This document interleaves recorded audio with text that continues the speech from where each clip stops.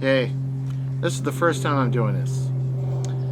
I have watched countless videos on YouTube of people talking about all the camping and survival gear you're supposed to get, or you should have, which is perfectly fine.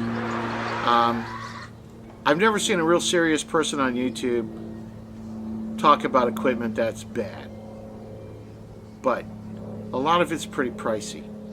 And if you're like me, you want stuff that's cheap or inexpensive. Not necessarily cheap, because cheap things could be bad things.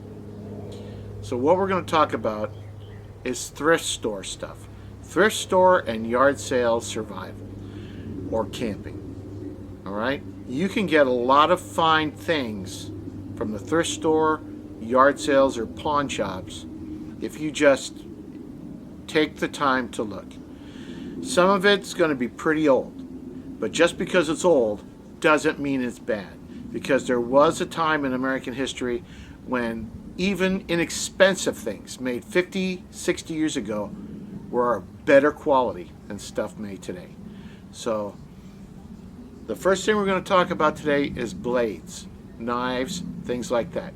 Everything in this box has come from a thrift store, a pawn shop, or a yard sale. Every single thing. And you're going to be amazed.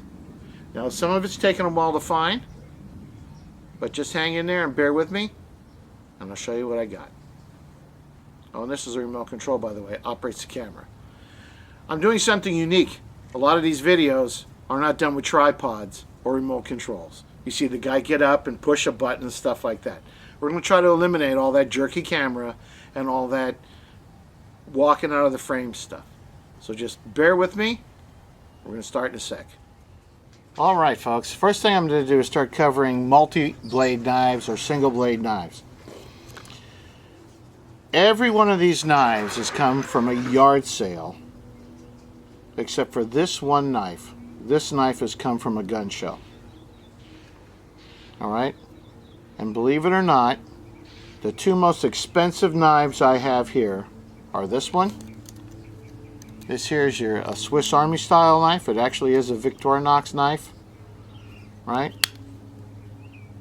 I got this knife here at the gun show in Costa Mesa, California. Brand new, $10. You know what? I know they're substantially more than that if you buy them new at a knife shop. And there was absolutely nothing wrong with it. Had the toothpick, had the tweezers, has all the little accoutrements with it, and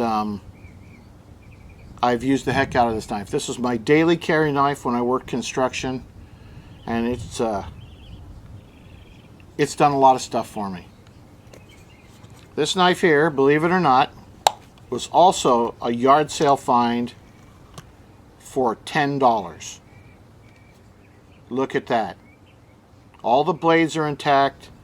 Nothing's been put on a bench grinder. It has a file, a saw. It's got a fish hook remover and a descaler and a little centimeter measure. It's got a Phillips screwdriver. It has a pair of pliers. It has a magnifier, a can opener, a bottle opener, corkscrew. Has a little little screwdriver here for fixing your eyeglasses. If I can put it back in, there we go. Lanyard ring and all, a scraper. A buddy of mine, he made this little lanyard thing for me. Now, I bought the knife for $10. And at the gun show for $5, I found this case that fits the knife. And for $3 on eBay, I got the sharpening tool. And the only thing I had to get for it was I did order a new pen. And I think this came to like $3 also. Not only was it $3, but I got 2 other new pens in the package with it.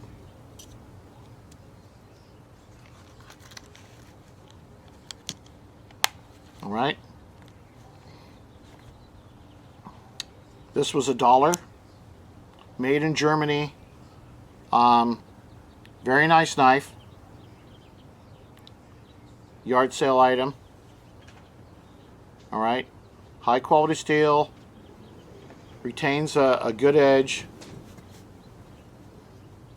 Let's see if it's still sharp enough to shave with.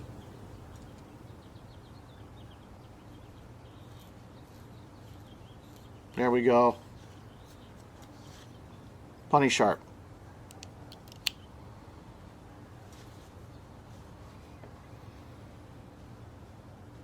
When you're looking for knives like these, pay close attention. Here's a Japanese knife, probably made in the 50s by Saber. Saber brand says right here on the blade. These are actually very high quality knives. They weren't high quality by 1950s or 60s standards, but by a modern standard, cheap knife standard, these are very high quality. They have a good snap, high carbon blades, retains an edge. I've never had a knife like this, a Saber knife, fail on me. If you're just going to throw it in your pocket or your war bag, and we'll cover the war bag later, this is a good little knife. I think this was $1. Here's a fishing knife, Colonial. Colonial's a good brand. If you see the brand Colonial, it's a good brand. This knife's probably 60 some odd years old. Once again, high carbon steel, holds a good edge. Has a bottle opener, a descaler, and a fish hook remover. Another good thing for your pocket or your war bag. There's another good war bag knife. Once again, it's a Colonial. It's not really a fruit knife. Fruit knives have a long blade, but just your regular run-of-the-mill pocket knife. I think everything on here costs $2 or less. Another multi-blade knife. This is something you want to carry around in your pocket all the time. If you're camping or hiking or backpacking or things like that, is a good multi-blade knife. You can have the Swiss Army knife, but I've never used a corkscrew in a Swiss Army knife. All right. I have used the can opener and bottle openers, but I have that on this knife too. About the only thing that these knives offer me that I can't get in a knife like this is a toothpick. But you know what? With a knife like this, you can make a toothpick. Okay? It's a one blade knife. Got a nice good screwdriver. It's got a nice can and bottle opener combination. Got a nice awl. And this, my friends, though you're not going to be able to see it, is a Camelus. This is the same people who made a lot of knives for our fighting men in the Second World, Korea, and early Vietnam. Very high quality knife. Boy Scout knife. Knife has been abused. The bail's missing on it. Somebody tried to fix it. They did a pretty good job. Still got a tight blade, a good snap. All right. This is an Imperial. Imperial's another good name. So remember, Colonial, Imperial, Saber, good names. It's got all the things this knife has on it. The same thing with this knife. This knife's from the Second World War. This is a World War II issue knife. Issued to soldiers in the Second World War. Once again, I got this for just a couple of dollars at a yard sale. Kept a good edge. These were made by a company called Boker. If you see the name Boker, snatch it up. But most of the World War II Boker issue knives just say made in USA right here. All right? Once again, good screwdriver, good bottle opener, good can opener. I've opened some pretty... See, it says can opener right here just in case you don't know what it's for. All right? And this is probably the least quality knife I have in this pile, because it was really abused when I got it. I couldn't even open this knife when I first got it. As a matter of fact, I'm going to need assistance opening it because I'm not done working with it. There we go.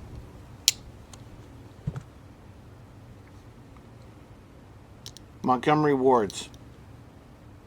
This was abused. You can see where it was chipped. Somebody filled it in with some epoxy.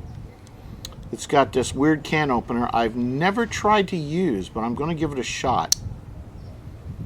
And it was put on a bench grinder. You want to try to avoid knives that have been used on a bench grinder. You can see, you probably can't see it. I'll try to zoom in. Let's see if it'll focus. You see the striations in the blade? That's from a bench grinder or somebody using a file on it to sharpen it. Boy, once they get this bad, there's almost no bringing them back. But I've worked really hard on this blade with a whetstone, an Arkansas stone, and I actually managed to bring it back. So it's plenty sharp. Okay, so these are the pocket style knives that I picked up at yard sales and thrift stores, except for this came from the gun show. Here's another yard sale knife. It's a gimmick knife. It was cheap. It was $2. Got it at a swap meet. But it has a little flashlight right there. The little flashlight works. Okay. It's got a liner lock. It's kind of a nice looking knife. I don't know if you can see the little red light on.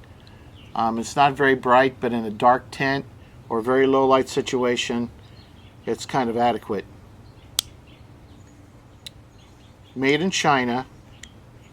And one of the reasons I got it was because it is incredibly sharp. And it holds the edge.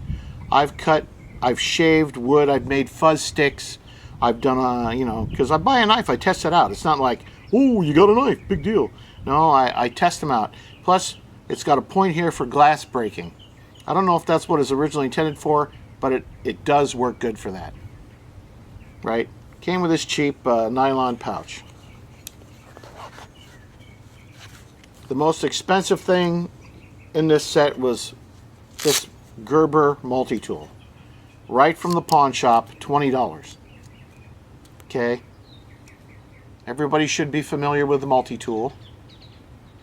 You know, it's got pliers, it's got a file, screwdriver, awl, two different kinds of screwdrivers. It's got a Phillips screwdriver. It's got a pair of Fisker scissors. Ooh, cutty. All right. It's got a good locking system. If there's a drawback to this knife, it's this plastic locking system. I don't know anybody who's ever had one break, but that seems to be the weak link if you were to hit something with it like this. Not that you would, but people do some crazy stuff. You know, you're trying to hit something, it's dark, you're frustrated, you're trying to loosen something. These could break and fly off, and I don't know how well it would lock at that point. But I've used this a lot. This is my go-to carry all the time multi-tool when I'm camping. Now we're going to move on to other larger knives, what you should get and what you shouldn't get. All right. Knives you really shouldn't get. I've got several of these knives. I don't really get them to use. I kind of like collect these. I have like 4 or 5 different versions of this kind of knife. I just picked these 3 out of my collection just to demonstrate. Let's start with this one, the granddaddy of the survival knife right here. You can go on YouTube and actually see a commercial for this knife right here. I think originally it was $9.95, and it was like, order now and you'll get a second one for shipping and handling only. Now, as a knife, it's a knife. It'll cut. I wouldn't try to do a lot of sawing with this. It's not full tang. The blade ends right here. There's a thing on YouTube of a guy trying to baton with this knife, and he wrecks it in the first few seconds. Just in case you don't know, because everybody assumes you know, batoning is where you take the knife and you set it on a piece of wood, striking the blade, and it works its way down the wood, and you're making kindling. That's what batoning is. Just in case you don't know. Because, you know, like me, 50 years ago, everybody was getting started. And there's people right now in their teens getting started. And we're going to do a little side note on that. If you're just starting camping or survivaling or hiking, one of the things that ruins it for everybody is not being properly prepared. People will say, oh, you want to go camping with me? Sure, what do I need to bring? I just bring some clothes and a jacket, you know, blah, blah, blah, blah, blah. And then they bring all the wrong equipment. They're either roasting hot, freezing cold, they're sleeping uncomfortably, they're eating food they hate, they don't know how to cook anything, they don't know how to do anything, and they have a terrible time and they never want to do it again. Well, there's a way to fix that, and we're going to cover that later. In not this episode, but in a later episode, because we're at episode 1 right now. I'm just going over the knives. Anyway, so let's, I was digressing. So now we have this granddaddy of all survival knives. It came in this genuine Naugahyde or leatherette case, which has seen worse for wear. It's got a little, well, I'm not going to try to open it because it's going to break. It's been closed for decades. It's got a little sharpening stone right here. It's got a removable handle, a hollow handle, with a compass that, if you give it a minute, I know exactly where north is in relation to where we are right now, and it is not pointing anywhere near north. Yeah. Anyway, it's got a hollow handle, it's got these 2 rings, and inside is the original plastic bag that has the wire saw, the split shot, the matches, the needle. Oh, one of my split shot fell out because the bag is starting to disintegrate. It's got the fishing line and several fish hooks. And all this came in this bag, which stuffed in this handle. I don't need, the last thing I need right now is a fish hook in my finger.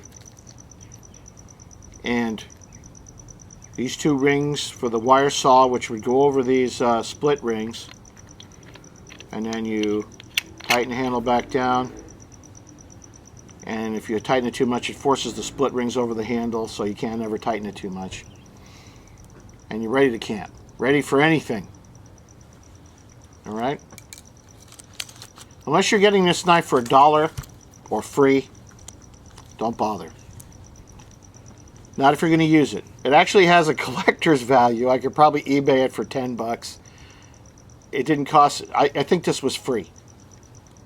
Alright, we're going to set that aside. The next one. Also made in China. Rambo style knife.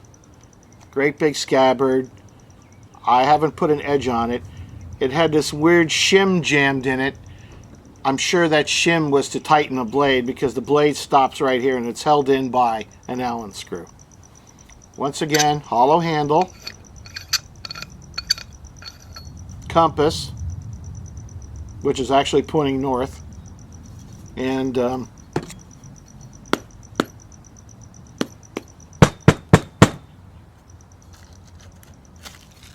same stuff inside of this one.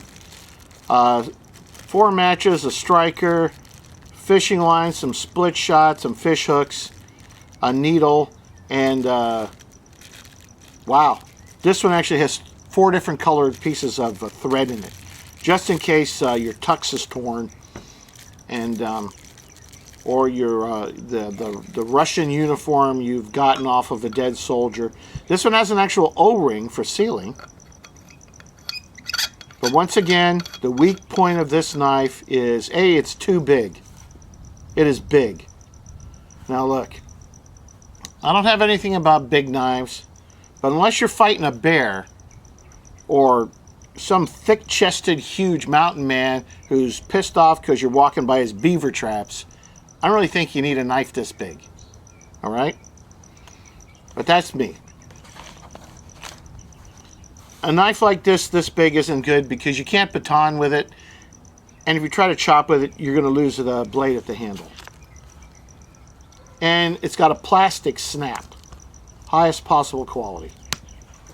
Okay. Last but not least, my favorite actually of the throwaway knives is this one. I paid a couple of bucks for it at a yard sale. A guy got it as a gift. It actually has a good blade. The blade is held into the polycarbonate handle with a roll pin. It has a wire cutter feature on it that, man, I wouldn't trust. I wouldn't try to cut any substantial wire with this. But it does have a couple of cool things on it that I liked. It has a whistle, survival whistle. Has a little container inside here, which has a signal mirror. Theoretically, it's a signal mirror. It's with a hole in it so you can aim it right there. Has a spear point. Has a wire saw, but there's no rings to hook it to. And this little piece of nylon. And this little spear point has a bottle opener, some kind of a chintzy wrench. And on the back side is a blade, so I guess you can sharpen your spear point. I don't know. But it does have a slingshot feature. So these would fit on these two wire bales, and you would have like a slingshot thing. I don't know what it retails for, but I didn't pay anywhere near retail cost. And actually, I'm totally shocked that the rubber slingshot rubbers have lasted as many years as they have, because normally this type of rubber goes south, but I think it's because I keep it in my collector thing, which has a pretty much controlled environment like inside your house. All right, and that of course goes back in here thusly. He even has instructions on how to use the signal mirror.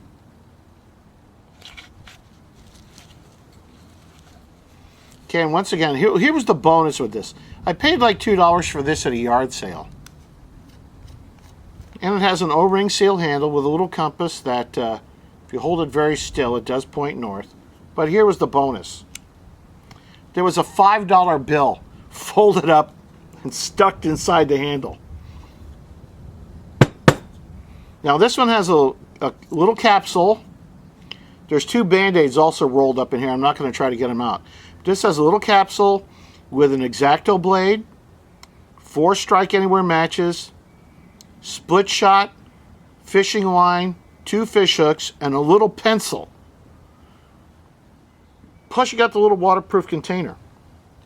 So I was kind of impressed with how that worked. Plus I got actually the knife cost me, the guy paid me $3 to take the knife. It was pretty nice.